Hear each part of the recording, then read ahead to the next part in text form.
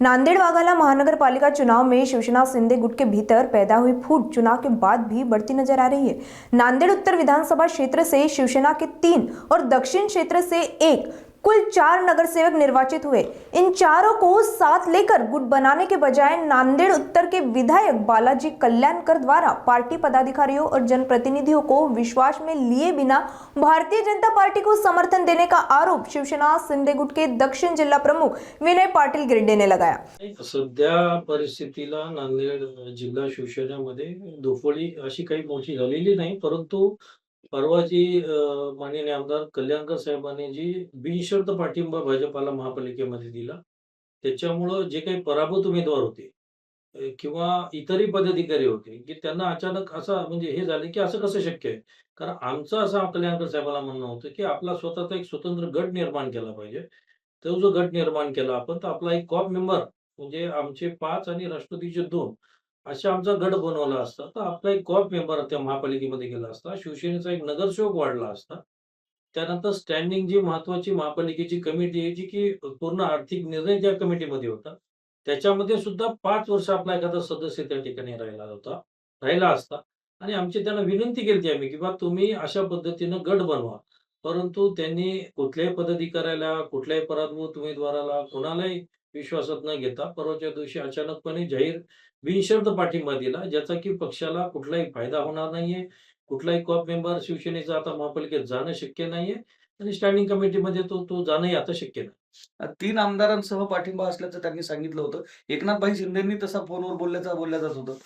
नाही आता त्यांनी जे काही म्हणले त्याच्यामध्ये 3 आमदार तर नाहीच आहेत. फक्त बालाजीराव कल्याणकर आहेत आणि दक्षिणचं अशी परिस्थिती की दक्षिणमध्ये एकच उमेदवार निवडून आलेला आहे आणि 3 नगरसेवक एक भूमिका घेतील आणि 1 नगरसेवक वेगळी भूमिका घेईल.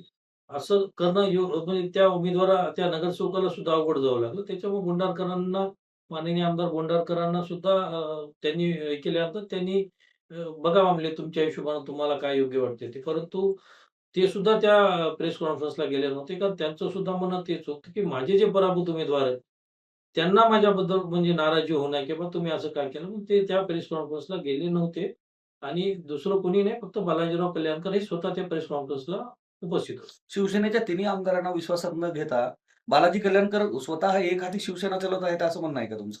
म्हणजे सध्या परिस्थितीला जो काही निर्णय त्यांनी घेतलेला आहे, तो कुठल्याही आमदारांना माहिती नाही, काही नाही आणि अशा पद्धतीनं एकला चलारू जर त्यांनी केलं, तर निश्चितच पक्षाचं नुकसान होईल. आमची त्यांना तुमच्या माध्यमातून ही विनंती आहे, की बा तुम्ही अ, निर्णय घेत असताना सर्वांना विश्वासात घ्या.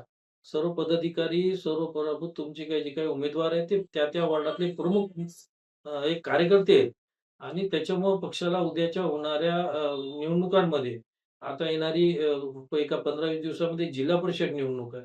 पुन्हा त्याच्यानंतर त्यांची निवडणूक आहे. आज यांच्या निवडणुकीत यांचा पराभव जरी झाला, तर पुढच्या विधानसभेला हेच माणसं त्यांचं काम करणार. त्याच्यामुळे कोणाची नाराजी न करता तुम्ही सर्वांना एकत्रित बसून त्याच्यामध्ये मार्ग काढला पाहिजे. संपर्क प्रमुख आपल्या सोबत आहेत.